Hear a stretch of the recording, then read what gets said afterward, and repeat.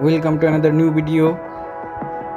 In this video you will see how to fix Google Gemini create video button missing.